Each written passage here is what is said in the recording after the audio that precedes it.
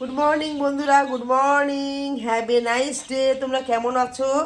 সকাল সকাল আমি চলে এসেছি আমার রান্নাঘরে। দেখো, রান্নাঘরে চা বসিয়ে দিয়েছি।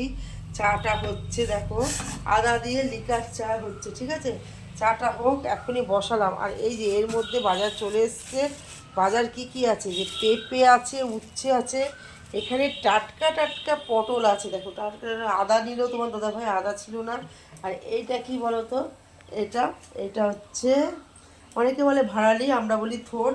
আর এই দু রকম মাছ, বাটা মাছ। আর এখানে আছে চিকেন। চিকেন ছাড়া তো ছেলেদের চলে না, তোমরা তো জানো। আর আর কি এনেছি রান্নাঘরে, আর রান্নাঘরের জন্য নিয়ে এসেছি এই যে, এটা কি বলো তো, এটা হচ্ছে পটলের লতি, এইটা নিয়ে এসেছি। Thank you all my friend. সকলে ভালো থেকো, সকলে সুস্থ থেকো, সকলের সুস্থতা আমি কামনা করি।